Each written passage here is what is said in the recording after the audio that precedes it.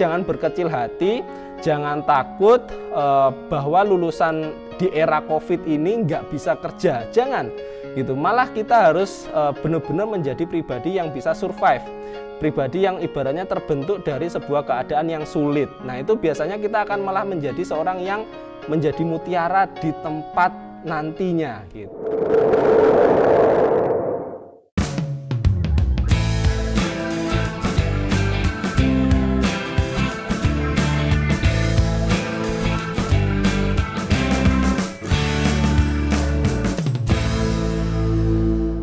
Assalamualaikum warahmatullahi wabarakatuh.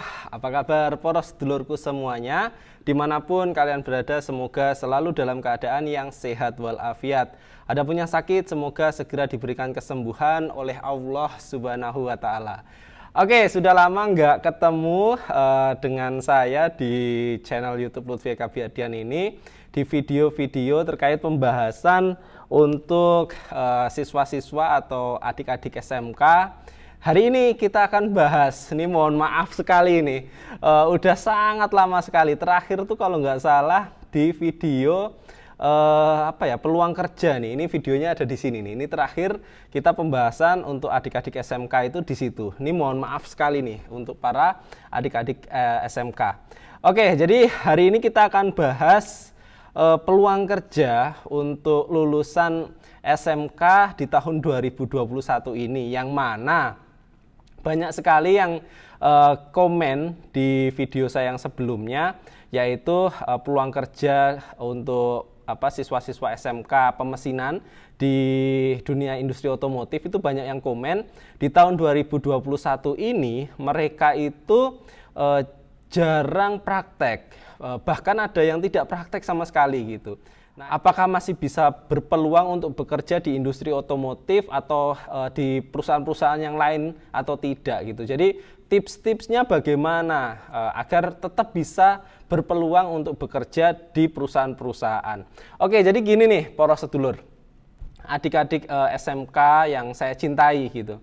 Memang yang harus kita garis bawahi yaitu adalah di tahun 2020-2021 itu adalah tahun di mana pandemi COVID gitu. Jadi itu yang harus kita garis bawahi semuanya, yang harus kita benar-benar mengetahui kondisi tersebut, bahwa tidak bisa kita itu melakukan kegiatan seperti biasanya. Itu. Jadi itu yang harus kita garis bawahi. Nah, pada dasarnya siswa-siswa SMK itu yang diunggulkan kan prakteknya gitu. Sehingga ketika di tahun 2020 dan 2021 untuk lulusannya, ketika praktek itu sedikit atau bahkan tidak ada, nah itu yang harus ya kita pahami bersama gitu. Jadi sebagai siswa-siswa SMK, kalian ya sudah memang keadaannya seperti ini. Nah, terus bagaimana biar kita itu tetap bisa berpeluang untuk bekerja di dunia industri otomotif atau dunia industri perusahaan pabrik-pabrik yang lain, itu bagaimana? Jadi saran saya, kalian itu kan ketika saat ini tidak bisa praktek, tapi kalian tetap bisa untuk menjaga, yang pertama itu adalah knowledge, pengetahuan teori kalian. Itu yang paling harus masih bisa dijaga kan itu. Jadi knowledge, pengetahuan teori, keilmuan yang ada di SMK, yang ada di jurusan kalian, itulah yang harus kalian jaga. Nah, jadi kalian pelajari dengan benar-benar, seperti matematikanya, seperti fisikanya, seperti teori-teori. Kalau misalkan kalian dari bengkel mesin, pasti kan ada teori pengukuran, ada teori yang lain. Nah, itu kalian yang harus jaga tuh itu gitu. Jadi ketika kalian memang sudah tidak bisa praktek, ya sudah, memang kondisinya di tahun 2020 dan 2021 kalian menjadi siswa yang tidak bisa praktek, itu nggak bisa kita apa-apakan gitu. Yang penting kalian tetap memaintain keilmuan teori kalian gitu. Itu yang pertama gitu. Jadi terus itu diasah terus gitu, karena memang itu yang bisa kita lakukan.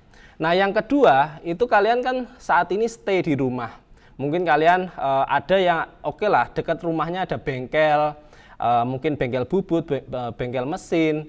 dan ibaratnya diperbolehkan untuk satu lingkungan itu bersosialisasi dengan protokol kesehatan yang ketat. Nah, itu bisa kita manfaatkan gitu. Jadi kita minta pengalaman dari bengkel-bengkel tersebut. Kita datangin bengkel-bengkel yang dekat rumah kita gitu, yang ibaratnya potensi penularannya itu kecil gitu, sehingga kita ibaratnya ya walaupun nggak bisa praktek di sekolah, minimal kita mengetahui atau tahu macam-macam dari alat-alat yang ada di bengkel tersebut.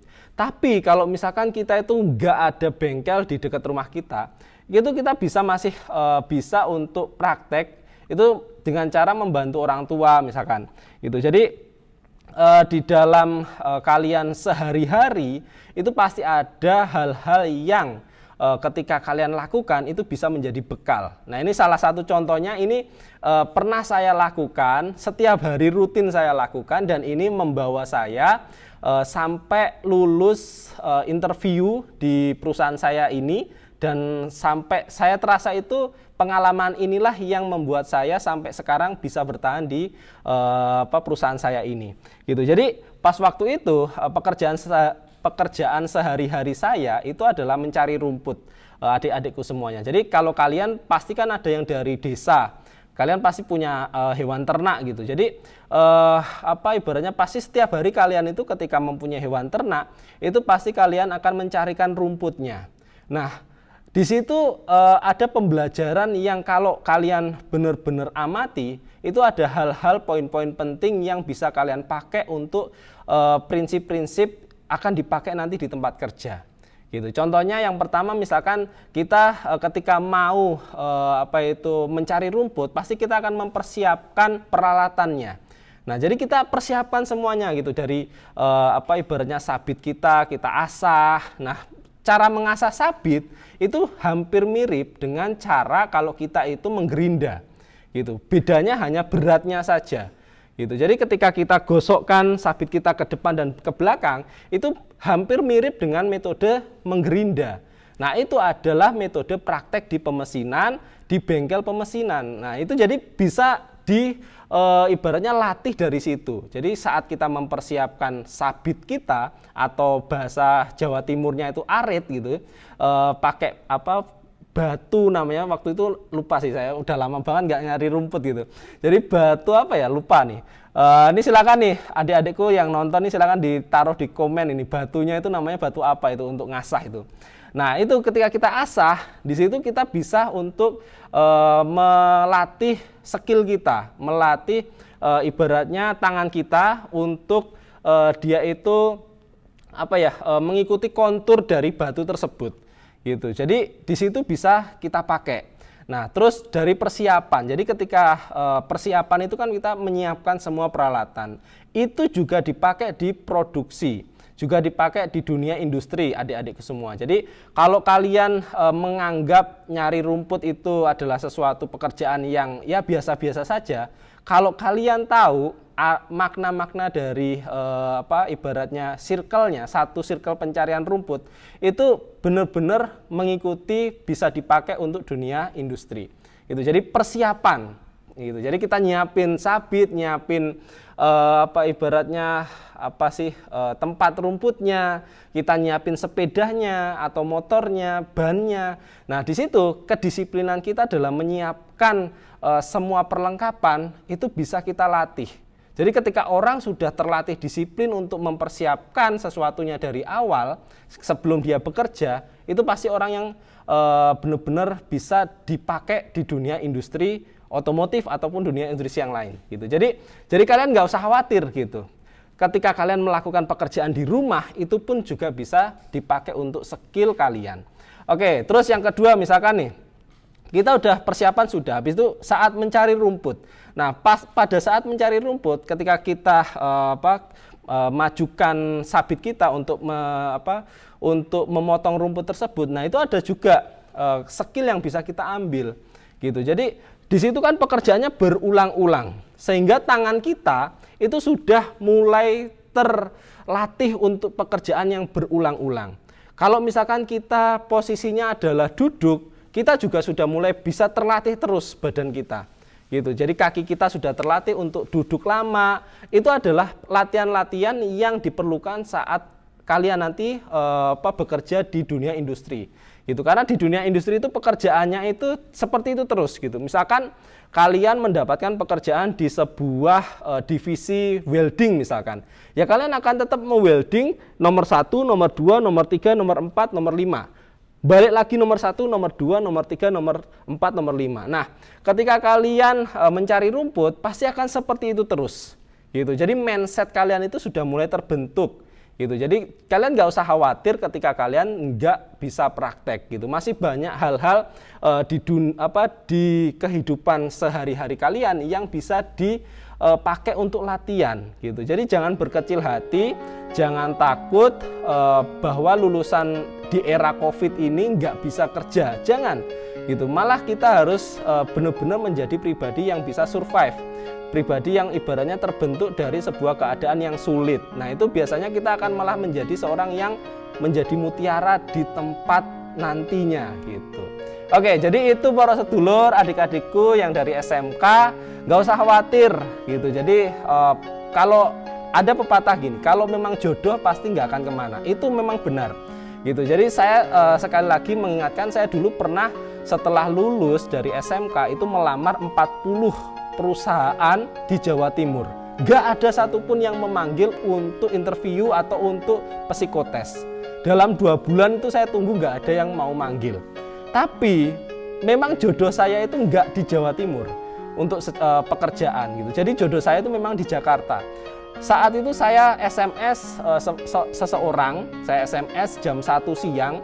Nah, saya tinggal untuk mencari rumput, jam 4:30 saya pulang, saya buka SMS lagi. Di tahun 2009 belum ada WhatsApp ya adik-adikku. Jadi di tahun 2009 saya SMS. Waktu itu di jam 5 sore itu langsung dijawab SMS saya yang jam 1 siang tadi gitu. Jadi jam 5 sore itu langsung dijawab, oke, ada silakan untuk hadir di daerah Jakarta Selatan, Jalan Ampera, Gedung Satmarindo. Saya tunggu jam 7 pagi, silahkan bawa semua perlengkapan dan jangan lupa memakai baju putih, celana hitam. Itu langsung terjawab di situ. Gitu. Jadi kalau memang jodoh itu nggak bakal kemana. Jadi kalian nggak perlu khawatir kalau kalian saat ini berada atau menjadi bagian dari lulusan COVID-19 gitu. Jadi tahun 2020, 2021 yang memang anak SMK tapi kurang praktek, itu kalian jangan berkecil hati. Jadi tetap semangat, tetap berjuang, teruskan yang bisa kalian lakukan, maksimalkan setiap kesempatan yang ada dan jangan lupa untuk terus meminta pertolongan kepada Yang Maha Kuasa dan juga jangan lupa minta doa dari kedua orang tua, terutama dari ibu. Oke, mungkin dari saya itu, mohon maaf bila banyak kekurangan, bila banyak kata-kata yang enggak bisa dipahami dengan mudah, itu mohon maaf. Semoga adik-adikku semuanya tersemangati, termotivasi dari video ini. Tetap jaga motivasi kalian karena kalian adalah orang-orang yang hebat di masa-masa yang sulit. Oke, terima kasih. Saya akhiri. Salam para pencari modal, salam para pencari ilmu. Wassalamualaikum warahmatullahi wabarakatuh. Kita ketemu di video berikutnya. Dadah.